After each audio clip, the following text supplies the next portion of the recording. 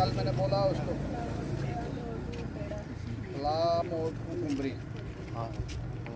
और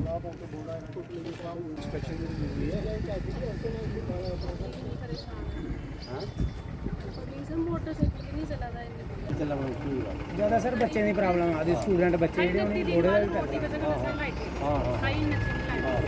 बच्चे की स्कूल आने वास्ते बड़ी दिक्कत हो रही 606123 173 बिल्कुल तो बोलिए सर छोटे बच्चे एक मिनट मेरी बात सुनो 12 बारी 12 बजे वो लिखा दे उसके बाद ये रोड का मलबा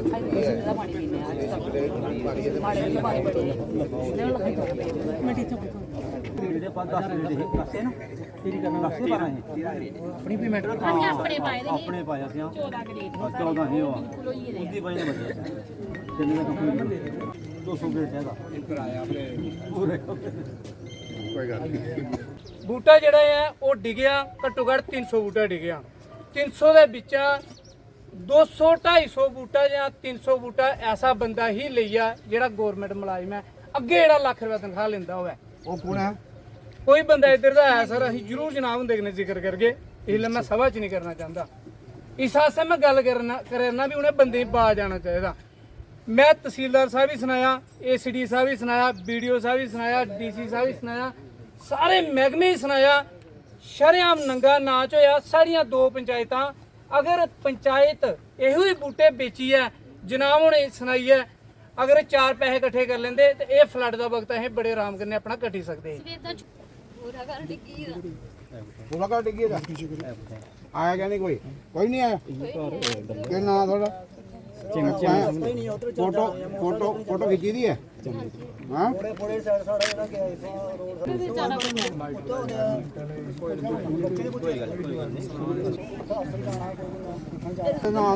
आपू नहीं आए हो ਦਿਹਾੜੀ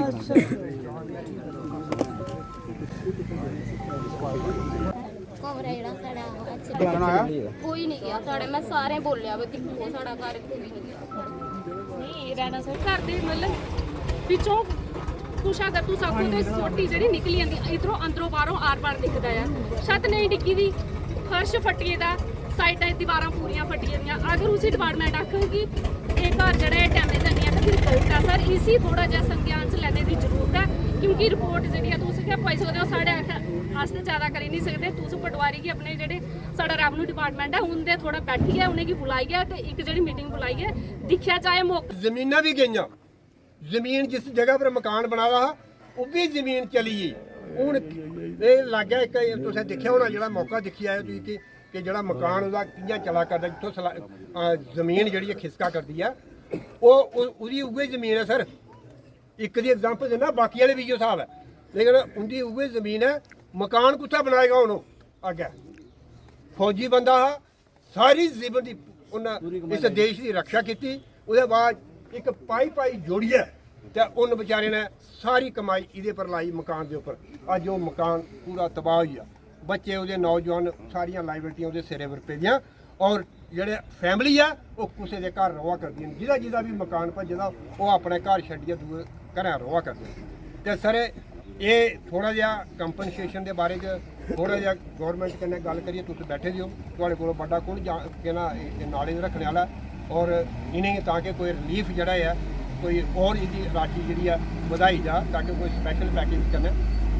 दूआ जेह्ड़ियां जमीनां रुढ़ी दियां न जमीनां जेह्ड़ियां रुढ़ी गेइयां तां ओह् रुढ़ी गेइयां है जेह्ड़ी उं'दी फसल गई है कम से कम ओह्दा क्या कुछ जेह्ड़े लोकें गी मिली जा ताकि होर भी ते एकड़ा थोड़ा बहुत जेह्ड़ा ऐ कोई सहारा जेह्ड़ी इक सहारा बनी जाए मैं लेट आया 16 तरीक के काम शुरू होया और 4-5 दिन मैं एक्टिव रहा क्योंकि पहले सारे को पहले हादसा होया जोड़ है ना और मेरी कोशिश ये कि पहले उन्हें ही लोगों की बाहर कढ़ाया जा जिस दिन ये हादसा होया मैं उस दिन पूरा दिन सवेरे लगी है आर्मी के हैलीकॉप्टर पजाई है उत्थे उन्हें लोगों की बाहर कढ़ने की कोशिश की थी और जड़ियाँ लाशां भी आईयां वो भी एयरलिफ्ट कराई। हुण परमात्मा अगे जोर नहीं चलता, किसी का कसूर कोई नहीं। आई है तो फिर तगड़े होइए मुकाबला करना पौंदा। और 4-5 दिन च मैं सारे के अफसर लइए पूर करा करदा, और फिर जोड़ जाने वास्ते मैं डिफेंस मिनिस्टर राजनाथ जी को जहाज मंगाया और मौके पर गया अपने प्रदेश अध्यक्ष के लिए, और मैं देखा कि तबाही हुई उत्थे सारी। ठीक आखा कप्तान साहब कि सारे आख यार चुप कर लै जगदीश जी, काम कोई नहीं है थानू गप मारने अलावा। और सारे का मेरा नुकसान जो सरोटे च होया कंडी एरिया जेड़ा होई एदा होई एदा। अज थोड़े चाने का इन्ना मतलब है मैं है, और ये ऐसा नहीं है कि मैं काम नहीं हाँ करा दा, वो भी काम करा दा, थोड़े वाला काम भी करा दा। मैं थोड़े नहीं होने के बावजूद भी पूरा खाका बनाया। लगभग 280 मकान जड़े गए, कुछ थोड़े गए, कुछ मदे गए, कुछ टोटली गए। ठीक, लगभग 41 सड़कां PWD दियां जड़ियां चली, 19 सड़कां PMGSY दियां, 3 पुल, 452 हैक्टर जगह जड़ी है फ्लड कन्नै रोड हुई, 282 गलियां पंचायतें च निक्कियां बड्डियां बर्बाद हुई, 26 स्कीमां थोड़ियां PHE दियां इस फ्लड कन्नै रोड हुई। ठीक, और बिजली दी 28 लोकेशन ऐसियां हाँ जिथे बिजली अफेक्ट हुई, पर बिजली डिपार्टमेंट ने बड़ा अच्छा काम किया। और तकरीबन मेरी कोशिश रही, मैं था नहीं, अगर मेरे को डाटा है तो मैं लग्या रहा पीछे तो बनवाया। इनके को रोज़ फोन करता है DC की, रोज़ फोन करता है ADC की, तहसीलदार की, तकरीबन बाकी कुछ गए नहीं गए मी नहीं पता, मैं साढ़े तकरीबन गए। हूँ अस खाका बनाने हूँ ये नुकसान हो, इस नुकसान की भरपाई करने आस्ते बड़ा टाइम लगना। ठीक है ना, ते बाकी आस्ता करिए थोड़े सारे काम मैं सीधे करी होने ने। ये बाला सुंदरी वाली रोड खड़ाना मैं, नवरात्रे भी है सोमवार को, है ना। तो बाकी ये है कि रली मिली है चलना है। ठीक है ना, पीछे ही यहाँ थोड़े जो ना बोलता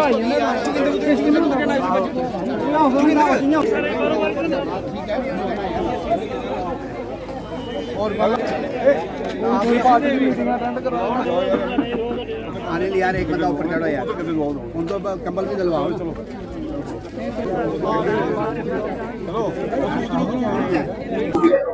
देखो ये जो पिछले दिन आपदा आई, जो अनटूवर्ड्स इंसिडेंट्स हुए खास करके जसरोटा कॉन्स्टिट्यूंसी में, बहुत बड़े पैमाने पर जसरोटा कॉन्स्टिट्यूंसी में लॉस हुआ है। चाहे रोड्स को लेकर बात हो, बिजली को लेकर हो, पानी को लेकर हो, लगभग 48 के करीब PWD के रोड्स और 19 के करीब जो PMGSY के रोड हैं, ये सारे रोड हुए हैं इस फ्लड की वजह से। लगभग 26 जो PHE की स्कीम्स हैं उनको नुकसान हुआ है। 28 लोकेशंस ऐसी हैं जहां बिजली नहीं थी, और लगभग 452 एकड़ के हेक्टर के करीब लैंड इरोड हुआ है इसकी फ्लड की वजह से। 280 के करीब हाउसेस डैमेज हुए हैं इस जसरोटा कॉन्स्टिट्यूंसी में। पिछले कुछ दिनों से मेरा नहीं आना हुआ क्योंकि मेरी फैमिली में कोई समस्या बनी हुई थी। मैं आज 20-25 दिन के बाद आया हूँ। पिछले 4-5 दिन जब ये सिचुएशन बनी तो मैंने पूरे इलाके का दौरा किया था। आज मैंने एक बार एक शुरुआत की है कि लोगों का ये जो असेसमेंट है जो बैठ के हमने बनाई है, अपने लोगों से फीडबैक लेके, पंचेस सरपंच से फीडबैक लेकर, और उस फीडबैक के बाद एक खाका बनाया गया है। इसके अलावा भी कई लोग हैं जहाँ एडमिनिस्ट्रेशन में नहीं पहुँच पाई, तहसीलदार नहीं पहुँचा, पटवारी नहीं पहुँचा, क्योंकि सड़क नहीं थी, कनेक्टिविटी नहीं थी। उन लोगों की भी असेसमेंट करवाएंगे।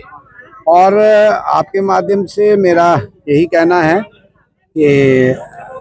जो नुकसान हुआ है, हमारी कोशिश, हमारा प्रयास रहेगा। पिछले दिनों ऑनरेबल होम मिनिस्टर साहब भी आए, उन्होंने 290 करोड़ अनाउंस किए। हर डिस्ट्रिक्ट हेडक्वार्टर पे 10-10 करोड़ पे इमीडिएट रिलीज हुआ है एट द एंड ऑफ डीसीस। तो मैं यही कहूँगा कि डीसी साहब को भी उसका पैसे का तुरंत उसका उपयोग में लाना चाहिए। और कुछ रोड्स अभी भी हैं, कुछ रास्ते अभी भी हैं जो रिस्टोर नहीं हुए हैं, टेम्पररी भी रिस्टोर नहीं हुए हैं। तो 5-6 इलाके तो इसी इलाके में, क्योंकि फार फ्लंग और स्कैटर्ड एरिया है, तो जो भी कमी पेशी रह गई है, जो इमीडिएट रिलीफ लोगों को मिलनी चाहिए, वो कोशिश है सरकार की तरफ से हो रहा है। एक बाला सुंदरी वाली सड़क बंद है, मैं इस यहाँ जाने के बाद डीसी साहब के पास बैठूंगा और कोशिश रहेगी कि जो पहला नवरात्रा है उससे पहले पहले इसको रिस्टोर किया जाए।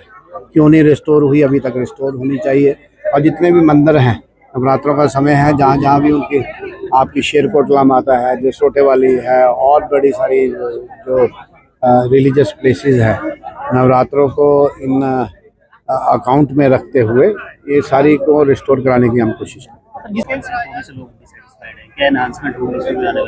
हमने कहा है सरकार को, अभी हमारा सेशन भी लगेगा, वहाँ भी बात होगी। और जिस दिन HM साहब आए थे, उन्होंने कहा था रूल्स में रिलैक्सेशन दी जाए। 1-1 करोड़ रुपया हमने भी अपने CDF से रिलीज़ किया है, तो मेरा पेंडिंग है, वो जल्दी रिलीज़ करेंगे और उसमें जो जो काम हो सकते हैं वो करेंगे। अब एक जैसे आपने देखा सुबह जिस मकान में हम गए थे, वो 30-35 लाख रुपए का मकान है। अगर SDRF के नॉर्म्स के अंडर 1,30,000 रुपये में तो तुरंत भी नहीं भरा जाता, तो ना काफ़ी है। देखेंगे, कोई रास्ता ढूंढते हैं कि लोगों को, हमारा मेन पर्पस यही है कि लोगों को रिलीफ कैसे मिले। उसका मतलब बाय मीडिया ढूंढा जाएगा, कोई मैकेनिज्म कोई ना कोई तैयार किया जाएगा कि कैसे लोगों को, क्योंकि नुकसान तो हुआ है, नए सिरे से बसाने वाली बात है। और हुआ भी सबसे ज़्यादा जसरोटा कॉन्स्टिट्यूंसी में है। देखते हैं।